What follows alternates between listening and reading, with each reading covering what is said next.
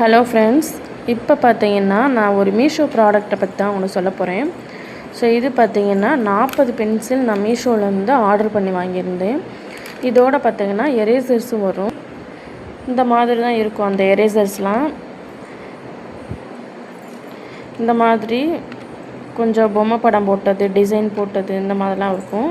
Triangle ஷேப்பில் பார்த்தீங்கன்னா 4 erasers வரும்.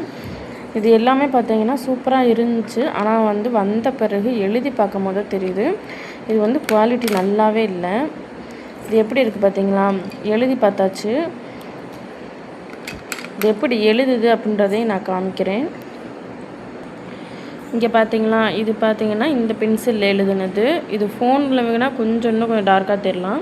ஆனால் நேரில் ரொம்ப லைட்டாக தான் தெரியுது. இதெல்லாம் பார்த்தீங்கன்னா இந்த பென்சிலில் தான் எழுதுனது. இது அப்சரா பென்சிலில் எழுதுனது.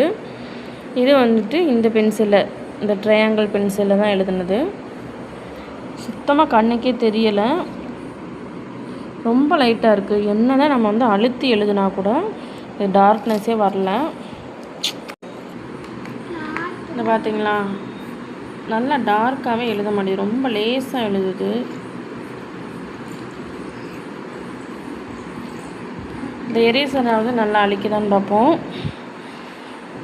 இதுவே நான் ஹார்ட்டு கொடு. இந்த பார்த்தீங்களா, அந்த மாதிரி ஹார்ட். இது நல்லா இருக்குது, நல்லா டிசைனாக இருக்குது. ஆனால் இதுவுமே நல்ல குவாலிட்டி கிடையாது. நல்லா கிளியராக அழிக்க மாட்டேங்குது.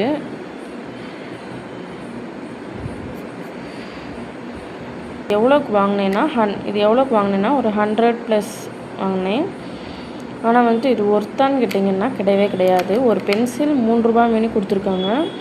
ஆனால் இது ஒர்த்து கிடையாது. குவாலிட்டியுமே பார்த்திங்கன்னா கம்மியாக தான் இருக்குது.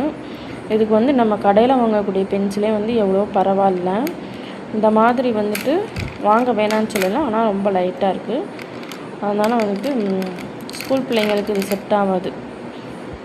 பாய்.